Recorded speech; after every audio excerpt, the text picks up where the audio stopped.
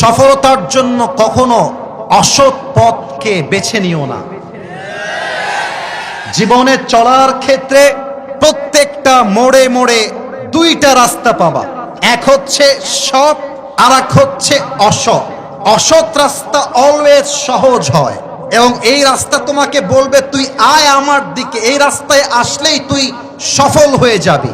আর সততার রাস্তা অলওয়েজ কঠিন হয়, কষ্টের হয়, পরীক্ষার হয়। তবে তুমি যদি অসৎ পন্থায় সফল হয়েও যাও, শুরুর দিকে মানুষ তোমাকে বাহবা দিবে, সালাম দিবে, স্যালিউট করবে, কিন্তু যেহেতু তুমি অসৎ পথে সফল হয়েছো, একদিন তোমার হাতটা নিশ্চিত হয়ে যাবে। ঠিক কিনা বলেন? আর যদি তুমি সততার পথে চলো, সত্যের পথে চলো, ন্যায়ের পথে চলো, হতে পারে মানুষ তোমাকে প্রথমে গালি দিবে, কটূক্তি করবে, বদনাম করবে, আঘাত করবে, অ্যাটাক করবে, বাট মাথায় রেখো সততার পথে প্রথম দিকে বাধা থাকলেও শেষে বিজয়টা সৎ মুমিনেরই হয়। আমি আসিফ হুজুর একজন গ্রামের ছেলে এবং আমি যে একদম গ্রাম থেকে উঠে আসা ছেলে, এই কথা বলতে আমার ন্যূনতম কোনো লজ্জাবোধ কাজ করে না। এই জন্য পৃথিবীতে যত ইতিহাস হয়েছে, যত ইতিহাস মানুষ গড়েছে, তার বেশিরভাগ মানুষ ছিল গ্রাম থেকে উঠে আসা মানুষ। আমরা মাঝে মাঝে গ্রামের মানুষ বলতে লজ্জা পাই, আমি গ্রামের ছেলে বলতে লজ্জা পাই, শহরের ছেলে বলতে প্রাউড ফিল করি।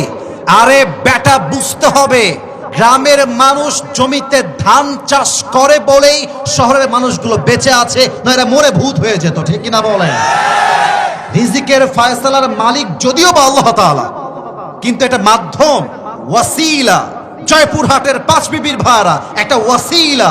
বলেন তো সবাই আছে না নাই? পুরো দেশ চলছে গ্রামের মানুষের উপরে ভিত্তি করে। আজকে যদি কৃষকরা বলে কাল থেকে ধান চাষ করব না, যা পারিস খেয়ে নে, বাংলার ৮০% মানুষ না খেয়ে মরে যাবে। আমরা গ্রামের ছেলে, এ কথা বলতে আমার ন্যূনতম কোনো শাইনেস নেই, আমার কোনো লজ্জাবোধ নেই, কারণ আমি জানি মধ্যবিত্ত পরিবারের সন্তান মানেই একটা ব্র্যান্ড। এত আস্তে বললে তো ওয়াজটা ভালো হয় না, বলেন সবাই ঠিক আছে কিনা বলে? আমার বাবা কুলিওয়ালা, আমার বাবা বাজারের একজন ব্যবসায়ী, আমার বাবা ভ্যান চালায়, আমার বাবা মুড়ি বিক্রি করে খায়।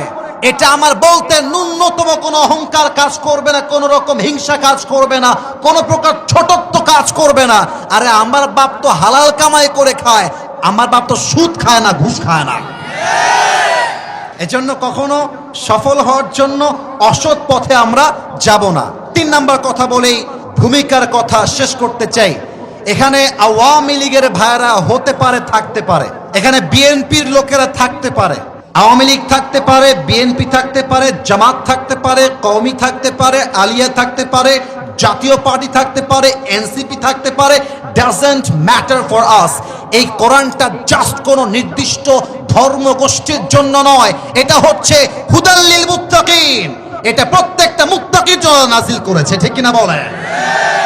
আমি সবাইকে অ্যাড্রেস করে শেষ কথা বলেই আলোচনার ইতি টানতে চাই, ভূমিকার ইতি টানতে চাই। সেটি হচ্ছে আগামীর সংসদ চলবে এই কোরআন দিয়ে। এত আস্তে ঠিক বললে তো আমার কথা ঠিক হবে না, বলেন সবাই ঠিক আছে কিনা? আমি দুটি কথা বলে শেষ করতে চাই এই পয়েন্টে। আগামীতে বাংলাদেশে আমরা কোনো নারীকে প্রধানমন্ত্রী হিসেবে আর দেখতে চাই না। আমরা এমন একজন পুরুষকে ক্ষমতার চেয়ারে প্রাইম মিনিস্টার হিসেবে দেখতে চাই, যে পুরুষ জাতীয় সংসদে দাঁড়িয়ে দেশের পক্ষে যেমন বক্তব্য দিবে, সেই পুরুষ এতটা যোগ্যতা সম্পূর্ণ হবে, আমার দেশের প্রধানমন্ত্রী চাইলে জাতীয় মসজিদ বাইতুল মুকাররমে দাঁড়িয়ে জুমার খুতবা দেওয়ার যোগ্যতাও রাখবে। কথা বলেন ঠিক কিনা? এমন নেতা যদি হয় আগামীর প্রধানমন্ত্রী, এই দেশে কি আর সুদ থাকবে? ঘুষ থাকবে? যারাই বলবে ইসলাম মানি না, মানব না, যারাই বলবে সংসদে কোরআন চলবে না, তার পিঠের চামড়া একটাও থাকবে না।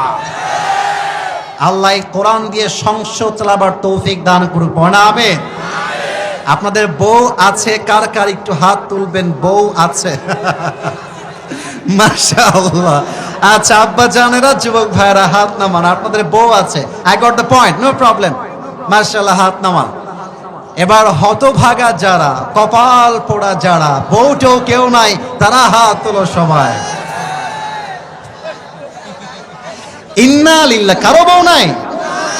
আল্লাহ সবাইকে দিনদার নেককার বউ দিয়ে দিক, পড়েন সবাই আমিন। আমার মুরব্বী আব্বাজান গুলো মিটি মিটি হাসতেছে।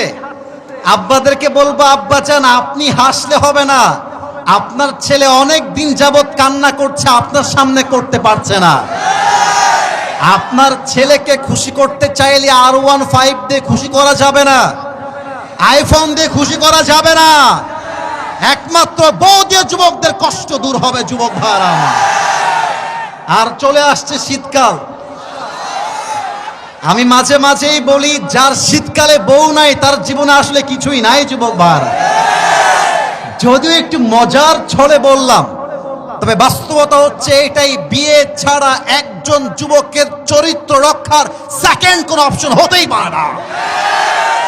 আর কিছু মেয়েরা আমার ওয়াজে এসেছেন, উইথ ডিউ রেসপেক্ট, সম্মান দিয়ে বলছি, বিয়ের সময় আসলে টাকা দেখে বুইরা টাকলাকে বিয়ে করা বাদ দিয়ে চরিত্রবান যুবককে খুঁজে আপনার বিয়ে করতে হবে। আজকালকার মেয়েরা টাকা পাইলে, সরকারি চাকরি পাইলে বুইরা টাকলার সঙ্গে বিয়ে করতে পরোয়া করে না। জয়পুর হবে ভাই, হ্যাঁ, টাকা পায়, বাড়ি পায়, সব পায়, মনের শান্তি কোথাও খুঁজে পায় না। আর আমার আব্বাজান, আপনাদের পায়ে হাত রেখে বলবো, এই যে আমার আব্বাজান যারা দাড়িওয়ালা মুরব্বী আব্বাজান, আপনাদের পায়ে আমার হাত।